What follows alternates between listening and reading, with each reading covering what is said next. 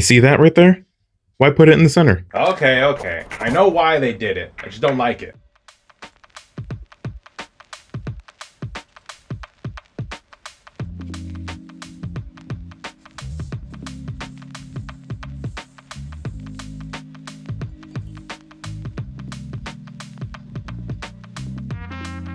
So we are working on the what does it mean page.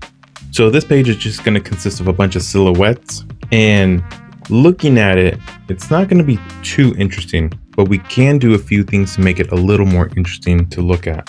So before we get to that point, let's go ahead and start weathering the page. And this one's going to be a little bit different. You see that question mark in the center? Well, it almost looks like it's glowing or radiating light behind it. So we're going to have to add quite a few layers around this question mark just to kind of give it that glowing effect. So to start off with, we're just going to start adding different layers of browns and reds until we get a really nice color that we like. I knew that light wasn't going to stay still. Hang on, don't get dizzy. The camera and the light are mounted to the same place. Sorry about that.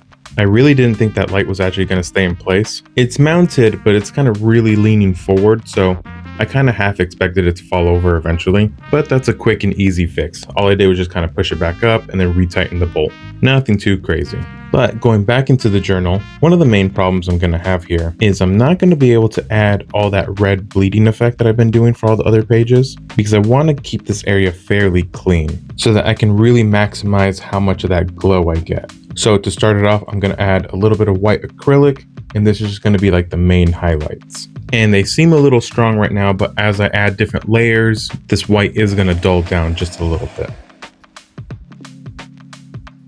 Now when building the next layer, I'm going to be doing these little lines right here so I can start getting that really streaky look to it. And you're going to see me do this a few times. And I'm just going to be using a combination of a light brown gouache and a dark brown gouache. And then once we finished up with that, we can go ahead and start adding some of these splatters. Now for the splatters, I'm going to be using a light brown with a mixture of red, just so that we can get a little more color on this page. But because I do plan on having more solid splatters later down, I'm just going to grab a bigger brush with a little bit of water on it just to feather everything out, just so it's a little bit softer.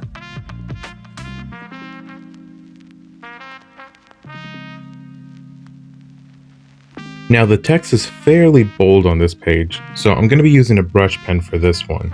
But I do plan on coming back and adding a little bit of a scratched up look to it using my regular pen, because I don't want it to seem like he's already back in his right mind. I want to give it like a small transition before it goes into the next page.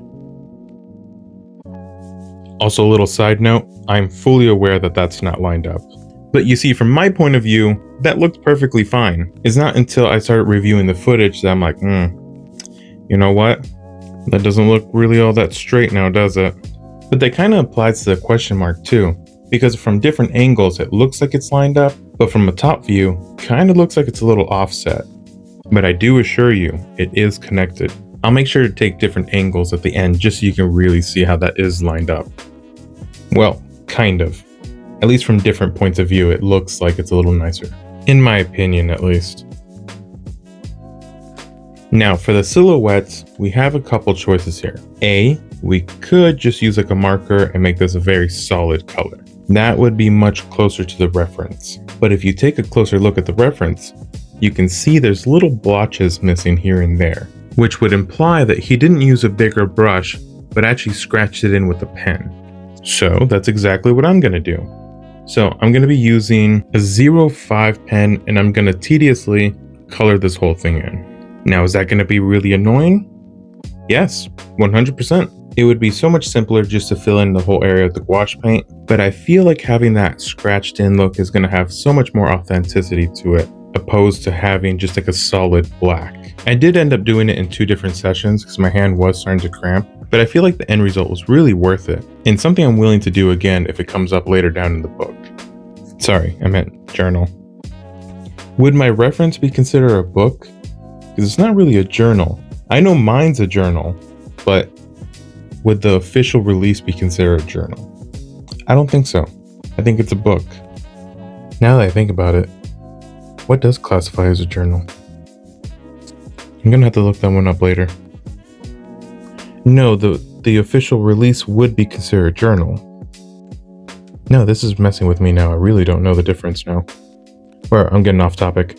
So back to the journal that I'm working on. To clean up some of those black silhouettes, I did come back with a little bit of a black gouache, which won't make it a solid color still, but it'll kind of add like a background gray color to it. And it'll make some of the silhouettes a little bit darker than others. And then to finish it off, I just added a little bit of black flicks around the area, just so it looks like ink got spilled around. And then to further help make that center look a little more glowy, I'm going to be adding browns and blacks around the whole edge of the page. This will kind of follow the theme of having those burned edges and also kind of giving it like a vignette look to it. And if you're not sure what a vignette is, it's this right here. It's like a really dark border around the edges. It's a really good way to add like a spotlight to your subject. And then to finish off the text, I'm going to add a few extra lines underneath them just so that it looks like the ink dripped a little bit. And then a few extra splatters around the question mark, just to further texture this page. Now, as far as the written message, I didn't really leave myself too much room to write, so instead of using my regular pen, I'm going to use one of my art pens so I can get a much tighter look to this. And what's written here is basically Ford saying that he's kind of at his wit's end here because he doesn't understand how all this connects to one another and how he needs to sleep on it because he probably needs the rest.